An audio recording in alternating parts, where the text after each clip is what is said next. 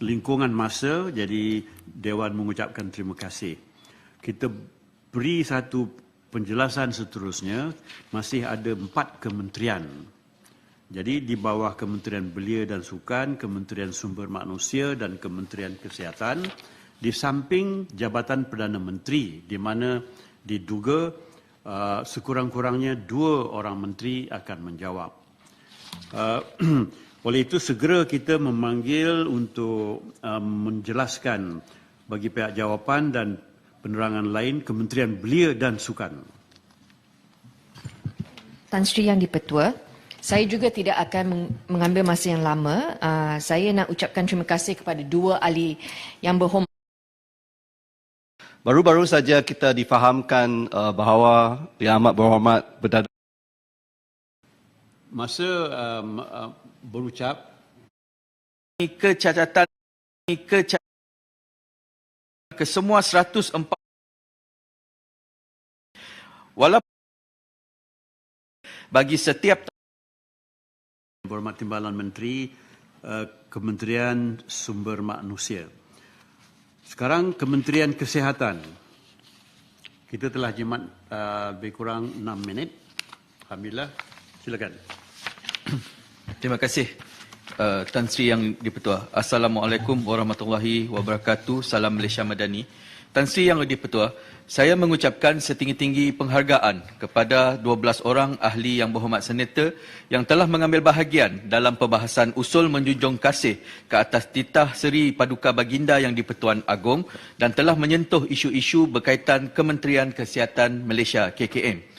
Berdasarkan tempoh masa yang diberikan bagi sesi penggolongan Kementerian Kesihatan, saya akan memberikan tumpuan kepada perkara-perkara utama yang telah dibangkitkan oleh ahli-ahli yang berhormat senator berkaitan kesihatan mental dan penjagaan kesihatan orang kurang upaya, pasarana kesihatan, sumber manusia, vaksin dan isu-isu lain seperti kemudahan kesihatan kepada kanak-kanak yang tidak mendapat taraf warga negara. Tan Sri Yang di-Pertua, KKM menghargai keprihatinan Yang Berhormat Senator Datuk Dr. Ras Adiba binti Muhammad Razi mengenai isu-isu kesihatan mental, kebajikan golongan orang kurang upaya OKU dan penyakit jarang jumpa, yang mana isu yang sama seringkali dibangkitkan oleh beliau dalam sidang parlimen yang lepas. Dan juga semalam saya telah pun menjawab beberapa persoalan yang telah dibangkitkan oleh Yang Berhormat Senator. Maka soalan-soalan yang terpinci akan saya jawab pada pergulungan kali ini. Seperti apa yang dipinta oleh Yang Berhormat Senator, dalam hal berkenaan tentang pemasuhan Seksyen 309 Kanun Keseksaan Akta 574, di mana individu yang melakukan percubaan bunuh diri tidak lagi dianggap sebagai seorang penjenayah tetapi seorang yang mengalami krisis kesihatan mental yang perlu menerima rawatan. Ini secara tidak langsung dapat mendidik masyarakat agar prihatin untuk membantu mengurangkan stigma dan menggalakkan mereka yang mempunyai tingkah laku bunuh diri agar tampil untuk mendapatkan bantuan dan rawatan. Dengan usaha ini, kematian akibat bunuh diri boleh dicegah. Seperti yang telah saya maklumkan dalam jawapan lisan saya semalam, Jabatan Peguam Negara kini sedang menyediakan cadangan pindaan kepada Kanun Keseksaan dan Akta Kesihatan Mental 2001. Memorandum berhubung pelaksanaan usaha dekriminalisasi cubaan bunuh diri yang melibatkan pindaan kepada kedua-dua akta ini akan dibentangkan dalam mesyuarat Jemaah Menteri dalam masa yang terdekat dan rang undang-undang berkenaan akan dibentang di Parlimen untuk kelulusan. Berkenaan isu mentari, saya akan menjawab berkenaan tentang pertanyaan Yang Berhormat Senator untuk menambah sekurang-kurangnya 1 pusat mentari di setiap daerah menerusi rancangan Malaysia yang ke-12.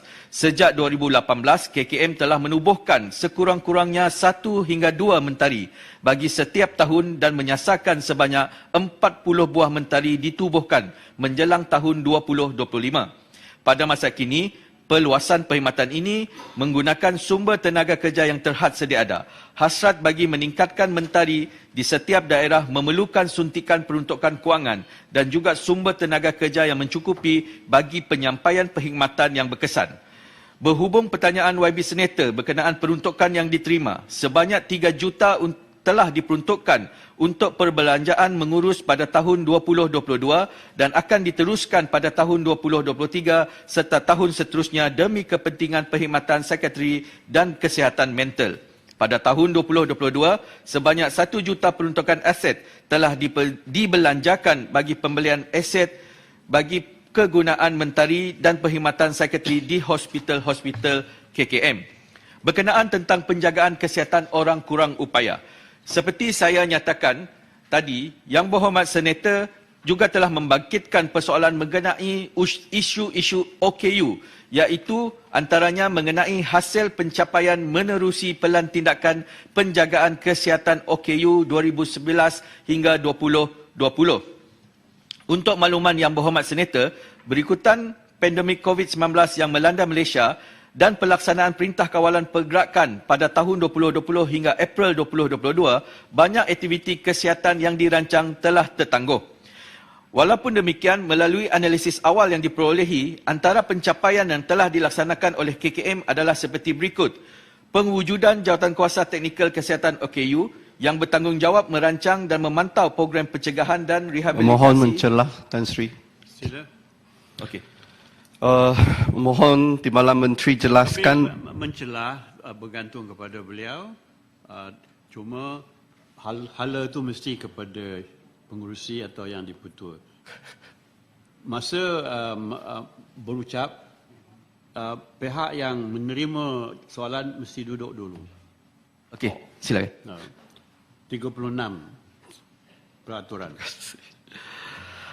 Memohon Timbalan Menteri jelaskan bagaimana jumlah tawaran sub-specialisation yang dengan izin kepakaran yang begitu rendah melalui HLP dapat membantu perubatan berkaitan geriatrik. Terima kasih. Sila.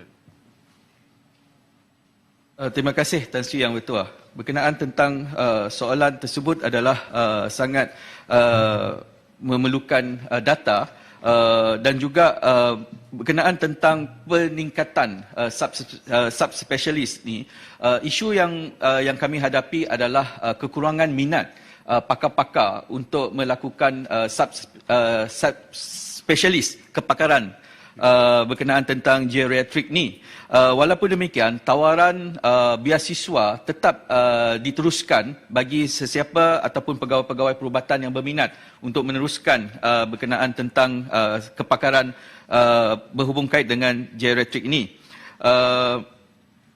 Selain daripada itu, Tan Sri Yang Dipertua, antara pencapaian yang turut telah dicapai adalah berkenaan tentang semua fasilitis baru termasuk hospital dan klinik kesihatan mengambil kira keperluan OKU seperti tandas OKU, lift, rem tactile paving dengan izin, parkir OKU dan sebagainya. Dan juga KKM menggalakkan pegawai KKM mengambil bidang perubatan dan kesihatan yang lebih khusus seperti dalam bidang rehabilitasi yang boleh membawa manfaat kepada aktiviti-aktiviti dan program kesihatan OKU di lapangan. Dan juga berhubung dengan bilangan klinik dan hospital yang menawarkan rehabilitasi kepada OKU seperti yang dibangkitkan oleh Yang Berhormat Senator, dimaklumkan kesemua 146 hospital kerajaan, terutamanya di hospital berpakar mempunyai kemudahan ini. Perkhidmatan rehabilitasi diperluaskan lagi melalui inisiatif kluster hospital yang mendapatkan konsultasi melalui lawatan pakar di hospital-hospital di bawah kluster yang berkenaan. Bagi menambah baik kemudahan dan fasiliti rehabilitasi kepada OKU di Malaysia, pelbagai usaha turut dilaksanakan, antaranya memastikan perkhidmatan yang dilaksanakan secara terus-menerus di peringkat komuniti melalui program-program kesihatan komuniti, ujian-ujian saringan, konsultasi rehabilitasi, terapi dan hikmat latihan berterusan selain perkhidmatan yang diberikan melalui pesakit dalam dan luar di hospital-hospital dan klinik-klinik KKM. Berkenaan penjagaan kesihatan ibu mengandung, Yang Berhormat Senator Datuk Ras Adibah binti Muhammad Razi turut menyentuh penjagaan ibu mengandung yang mengambil asid folik dan mengenai bayi yang mengalami kecacatan tiub saraf ataupun neural tube defect (NTD). Untuk makluman YB Senator, punca penyakit ini masih tidak jelas tetapi mungkin berkaitan dengan genetik pemakanan ibu termasuk kekurangan asid folik semasa mengandung atau faktor-faktor lain. kelaziman ataupun prevalence dengan izin penyakit ini adalah 0.42 bagi setiap 1000 kelahiran hidup. Sehubungan itu, KKM mengambil berat pengambilan makanan yang tinggi asid folik. Kepentingan sering ditekankan semasa sesi ceramah pemakanan dan aktiviti demonstrasi makanan kepada ibu hamil di klinik dan komuniti, serta telah dimasukkan di dalam modul kursus pra-perkahwinan JAKIM. Selain itu, wanita yang berhasrat untuk hamil akan dinasihatkan untuk mengambil suplemen asid folik sekurang-kurangnya 3 bulan sebelum hamil. Penyakit jarang jumpa. Yang Berhormat Senator juga telah membangkitkan 2 isu berkenaan tentang penyakit jarang jumpa, iaitu perkhidmatan kesihatan penyakit jarang jumpa di kawasan pendalaman, jumlah pakar genetik dan konselor genetik tersedia dalam negara dan serta hospital-hospital menyediakan perkhidmatan perubatan kepada penyakit jarang jumpa. Untuk maklumat Tan Sri Yang di-Pertua, berhubung bilangan pakar genetik sehingga Mac 2023, terdapat seramai hanya 7 orang pakar genetik di fasilitis KKM, iaitu 5 orang di Hospital Kuala Lumpur sebagai pusat rujukan Zon Lembah Kelang, 2 orang di Hospital Pulau Pinang sebagai pusat rujukan Zon Utara. Bagi Sabah dan Sarawak, sebanyak 4 kali setahun lawatan dibuat untuk Hospital Umum Sarawak dan juga sebanyak 2 kali lawatan ke Hospital Wanita Kanak-Kanak Sabah, dan juga setiap kali lawatan ini seramai 30 orang pesakit dalam setiap sesi lawatan tersebut. Dan juga sebagai atas keprihatinan Kerajaan Madani, kerajaan melalui Belanjawan 2023 telah memperuntukkan sebanyak 25 juta untuk menampung pembelian ubatan bagi penyakit jarang jumpa ini. Ini adalah merupakan satu peningkatan daripada jumlah 16 juta pada tahun 2022. Penjagaan kesihatan warga emas. Yang Berhormat Senator Dr. Wan Matina binti Wan Yusof mengenai program kesihatan warga emas dan bilangan warga emas yang mempunyai isu kesihatan. Untuk maklumat Yang Berhormat Senator, satu tinjauan kebangsaan kesihatan dan mobiliti 2018, kesihatan warga emas telah dijalankan pada tahun tersebut. Tinjauan telah menunjukkan statistik warga emas di Malaysia yang mengalami isu kesihatan adalah seperti berikut. 27.2% menghidapi diabetes, 51.1% menghidapi hipertensi, 41.8% menghidapi hyperkolesterolemia dan juga sindrom geriatrik seperti kemungkinan demensia, mengalami depresi, menghidapi urinary incontinency, mempunyai sejarah jatuh dalam tempoh 12 bulan, mengalami ketidakupayaan penglihatan, mengalami ketidakupayaan pendengaran dan juga mengalami malnutrisi di kalangan warga emas. Juga perkhidmatan kesihatan kepada warga emas yang diberikan di klinik-klinik kesihatan adalah merangkumi promosi pendidikan kesihatan, saringan dan penilaian kesihatan. Malnutrisi dah jadi terma rasmi. Seperti yang di dalam ucapan ini, malnutrisi, mungkin Tan Sri Speaker dapat membantu berkenaan ayat yang saya sesuai. Saya tanya saja sebab kadang-kala bila dengar malnutrisi. Macam erosi dia bunyi. Oh, okey. Terima kasih Tan Sri. Dan juga rawatan dan rujukan, lawatan perawatan di rumah, pemulihan anggota dan cara kerja, dan aktiviti sosial kebajikan yang dijalankan di bawah Kelab Warga Emas di setiap klinik kesihatan. Untuk meningkatkan akses warga emas kepada perkhidmatan kesihatan ini, sebanyak 1,076 klinik kesihatan telah melaksanakan perkhidmatan kesihatan warga emas di peringkat penjagaan kesihatan primer secara percuma, dan perkhidmatan ini diperluaskan ke 266 klinik desa terpilih. Melalui aktiviti-aktiviti ini, seramai 214,841 warga emas, 6% daripada populasi warga emas, telah disaring kesihatan oleh KKM pada tahun 2022.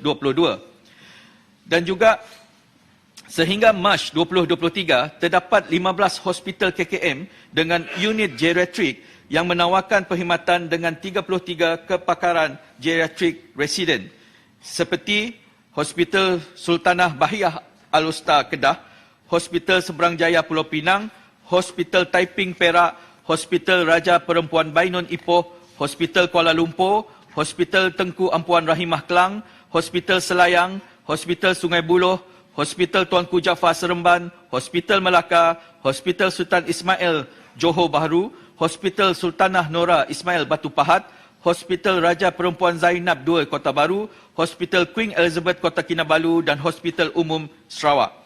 KKM juga dalam perancangan untuk memperluaskan perkhidmatan geriatrik di Hospital Cyberjaya pada penghujung 2023. Tan Sri Yang di-Pertua, saya ingin beralih pula kepada isu penyakit berjangkit yang dibangkitkan oleh Yang Berhormat Senator Puan Rita Sarimah, anak Patrick Insol. YB Senator memohon statistik terkini penyakit kelamin di bahagian Miri, Bintulu, Sibu, Kapit dan Kuching, punca utama jangkitan, dan beliau telah mencadangkan agar libat urus dilaksanakan melibatkan ketua-ketua kaum, ketua-ketua masyarakat dan NGO agar meningkatkan kesedaran masyarakat terhadap penyakit berbahaya ini. Pada tahun 2022, kes baru siflis yang dilaporkan di bahagian di negeri Sarawak adalah seperti berikut. Kuching 234 kes, Sibu 89 kes, Miri 93 kes, Bintulu 81 kes dan Kapit 17 kes.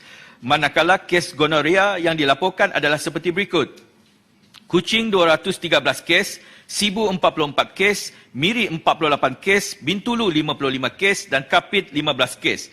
Dan untuk HIV, statistik mengikut bahagian adalah seperti berikut. Kuching 85 kes, Sibu 15 kes, Miri 28 kes, Bintulu 38 kes dan Kapit 6 kes.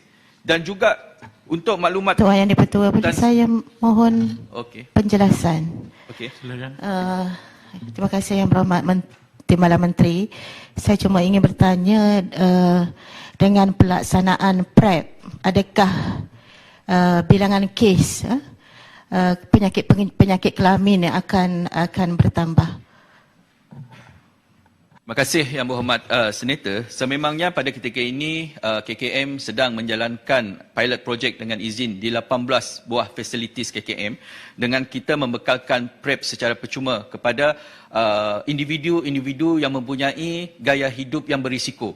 Dan juga penggunaan PrEP ini dikatakan mempunyai 90% dapat menghindari daripada penyakit HIV ini untuk merebak bagi individu-individu yang mengamalkan gaya hidup yang berisiko tersebut. Dan juga untuk maklumat Yang Berhormat Senator, kebanyakan kes-kes yang tercatat adalah di kalangan lelaki, iaitu 91% daripada jangkitan di Sarawak yang saya sebutkan sebentar tadi, 91% tersebut adalah di kalangan lelaki. Dan juga sudah menjadi ketanggungjawatan kami untuk tidak membiarkan HIV ini merebak dengan lebih serius. Dengan pelaksanaan PrEP ini kita jangkakan kita akan dapat menurunkan kadar jangkitan HIV kepada individu-individu yang tidak bersalah, contohnya pasangan, isteri ataupun anak-anak. Dan juga saya meneruskan Yang Berhormat Tan Sri. Boleh saya tambah sikit? Tadi Yang Berhormat Menteri menjawab untuk pesakit HIV. Maksud saya untuk penyakit-penyakit kelamin lain, contohnya sifilis, gonoria. Sekiranya pelaksanaan PrEP ini, adakah jakaan daripada pihak KKM kes-kes ini akan meningkat? Terima kasih. Kalau berdasarkan kajian yang telah dibuat, sememangnya akan ada penurunan kerana penggunaan PrEP ini akan menurunkan merendahkan kadar jangkitan HIV. Dan juga bagi individu-individu yang mendapat sifilis, gonoria, sememangnya mereka sudah mengamalkan gaya hidup seksual yang tidak selamat. Dan juga berisiko, dan golongan berisiko ini kebangkalian untuk mendapatkan jangkitan HIV adalah tinggi, dan juga penggunaan PrEP ini adalah merupakan salah satu solution dengan izin untuk menghindari penyakit HIV ini. Okey, saya teruskan kepada berkenaan tentang pasarana kesihatan. Yang Berhormat Senator Datuk Johannes binti Abdul Aziz telah menyentuh isu kekurangan doktor pakar di hospital daerah, kesesakan hospital, ubat-ubatan yang dikatakan tidak mencukupi dan soal naik taraf hospital yang uzur. Dan juga untuk menjawab persoalan ini berkenaan tentang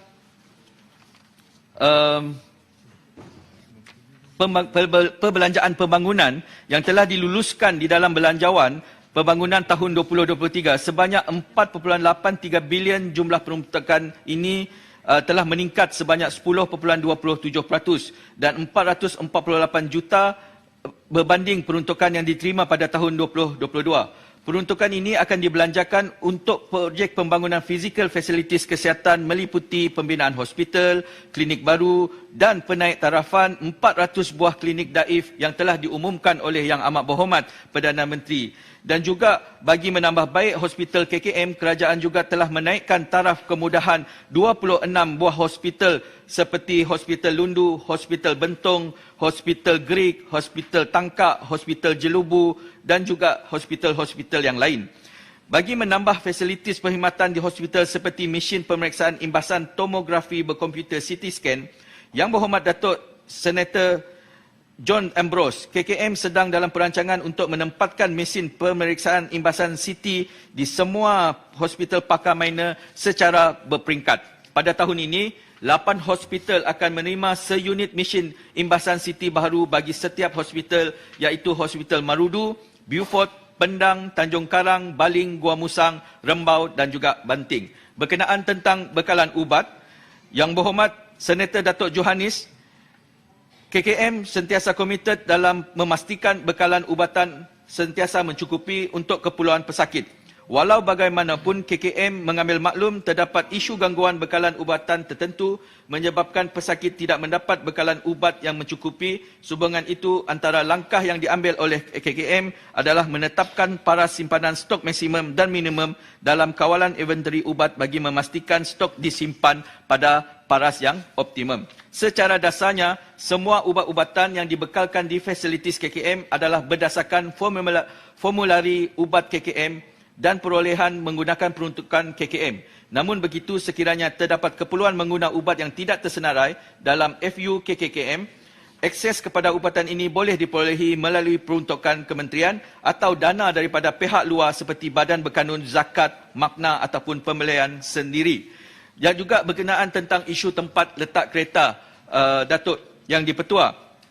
Masalah ini merupakan masalah yang sangat kerap disebut dan juga langkah-langkah dan inisiatif yang diambil oleh KKM adalah dengan penyumberluaran tempat letak kereta secara demis dengan menawarkan kepada syarikat swasta yang berminat bekerjasama dan berkolaborasi menggunakan tempat letak kereta PBT, memperkenalkan tempat letak kereta valet, menaik taraf tempat letak kereta sedia ada secara berskala kecil melalui peruntukan pembangunan dan juga mempertimbangkan penyediaan tempat letak kereta bertingkat secara kerjasama awam swasta. Dan juga untuk maklumat Yang Berhormat Senator Datuk Bobby Ahfang bin Swan, tempat letak kereta bertingkat di Hospital Elizabeth dan juga Hospital Elizabeth II memang terdapat cadangan daripada pihak swasta untuk membina tempat letak kereta bertingkat di hospital tersebut. Kebolehsaksanaan cadangan ini sedang diperhalusi dengan lebih mendalam. Dan juga untuk maklumat Yang Berhormat Senator, bagi pembinaan dan juga reka bentuk pada masa akan datang, KKM akan menitik berat berkenaan tentang keperluan tempat letak kereta bagi reka bentuk hospital dan klinik pada masa yang akan datang. Dan juga untuk menjawab berkenaan tentang persoalan isu sumber manusia yang dibangkitkan oleh Yang Berhormat Datuk Wira Dr. Muhammad Hatta berkenaan kualiti doktor pelatih yang tidak bekerja semasa menunggu panggilan houseman. Pada tahun 2019, KKM telah memperkenalkan program sangkutan klinikal di fasilitis KKM bagi graduan perubatan yang ingin mendapat pendedahan awal tentang bidang tugas dan suasana kerja doktor yang sebenar. Dan juga pada masa kini, tempoh menunggu bagi graduan perubatan adalah selama 2 hingga 4 bulan, iaitu tempoh daripada graduan perubatan lengkap mendaftar dan Suruhanjaya Perkhidmatan Awam SPA sehingga dilantik sebagai PPS. Setiap pegawai perubatan bertanggungjawab dalam memastikan ilmu pengetahuan kemahiran klinikal berada pada kualiti dan kompetensi yang tinggi. Hal ini adalah selaras dengan konsep pembelajaran sepanjang hayat dalam profesyen perubatan yang bermula sejak universiti lagi. Dan juga meningkatkan bilangan doktor pakar. Soalan daripada Yang Berhormat Senator Datuk Johannes binti Abdul Aziz berhubungan kekurangan doktor pakar di fasilitis kesihatan KKM, Perkara ini memerlukan penyelesaian jangka sederhana dan juga panjang kerana melibatkan isu dana dan juga penjawatan. Pada masa ini, KKM melaksanakan langkah-langkah seperti berikut, meningkatkan jumlah doktor pakar dengan meningkatkan slot tajaan sarjana kepakaran hadiah latihan persekutuan pada 1,000 slot pada tahun 2018 kepada 1,500 slot pada sesi tahun 2023. Pertambahan slot ini adalah bagi menggalakkan lebih ramai pegawai perubatan melanjutkan pengajian dalam bidang kepakaran. Selain itu, kepakaran parallel pathway yang merupakan program kepakaran latihan alternatif kepada pegawai perubatan KKM dengan 600 slot latihan setiap tahun melibatkan 14 buah bidang kepakaran. Pada tahun 2022, jumlah pegawai perubatan lantikan kontrak yang sedang mengikuti pengajian dalam program sarjana ialah 61 orang dan parallel pathway iaitu seramai 7 orang. Anggaran implikasi kewangan adalah sebanyak 1.83 juta. Berkenaan tentang kebajikan petugas kesihatan yang ditanyakan oleh Yang Berhormat Senator Datuk Dr. Dominic Lau Ho Chai berkenaan tindakan yang telah sedang dilaksanakan berkaitan isu kebajikan doktor termasuk gaji, kenaikan pangkat dan sebagainya. Kementerian Kesihatan telah mengadakan sesi libat urus bersama dengan Ketua Pengarah Perkhidmatan Awam KPPA dengan lebih kerap ketika ini dan juga kita mengemukakan bilangan-bilangan pakar dan juga penjawatan yang perlu diperlukan oleh pihak Kementerian Kesihatan dan juga sebagai contoh pada tahun ini hampir 4,900 penjawatan tetap telah diwujudkan dan penjawatan ini akan diteruskan sebanyak 1,500 pada masa-masa yang akan datang. Dan juga yang mengenai tentang isu vaksin seperti apa yang disebut oleh Yang Berhormat Senator Datuk Kesavadas anak lelaki Acutan Nai berkenaan tentang pembekalan vaksin, negara kita telah berjaya keluar daripada kemelut penularan pandemik COVID-19 melalui langkah kawalan dan pencegahan. Pencegahan bukan pharmaceutical melalui program pemberian vaksin. Terbukti langkah vaksinasi ini telah berjaya melandaikan keluk pandemik COVID-19. Seterusnya, memulihkan beban kesihatan awam negara. Semasa menangani COVID-19, KKM menjunjung tinggi komitmen yang diberikan oleh rakyat untuk mendapatkan vaksinasi COVID-19. Jawatankuasa Kira-Kira Wang Negara telah pun membuat prosiding ke atas pelaksanaan perolehan vaksin COVID-19 ini dan telah merumuskan bahawa perolehan vaksin COVID-19 yang telah dilaksanakan adalah teratur mengikut tata cara kewangan Kementerian Kewangan Malaysia. Untuk makluman, kertas putih perolehan vaksin juga akan dibentangkan pada mesyuarat kedua Parlimen yang akan datang pada Mei dan juga Jun.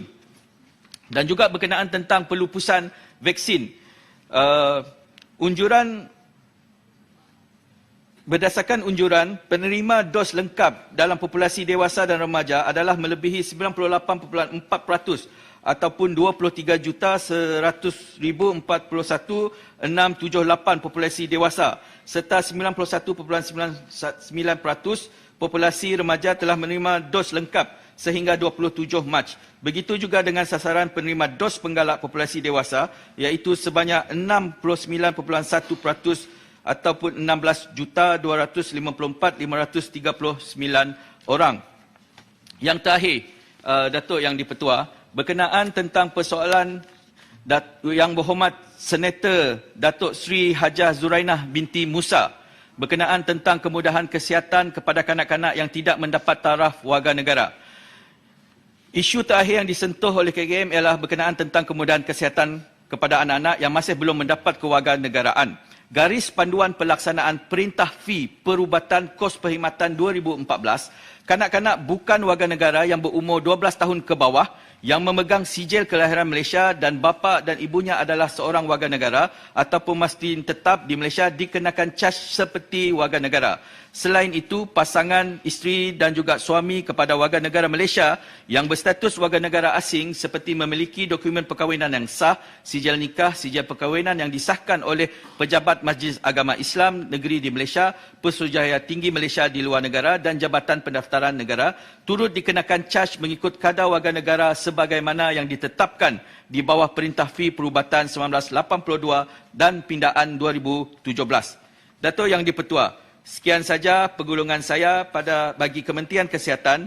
Sudah pasti tempoh masa yang diperuntukkan ini tidaklah mencukupi dan juga bagi soalan-soalan yang belum terjawab, kami akan berikan satu jawapan yang bertulis dan juga bolehlah dikemukakan pada soalan-soalan yang akan datang. Sekian, terima kasih Datuk Yang di-Pertua. Terima kasih kepada Yang Berhormat Tuan Lukanisman bin Awang Sauni, Timbalan Menteri Kesihatan, di atas jawapan yang telah diberikan.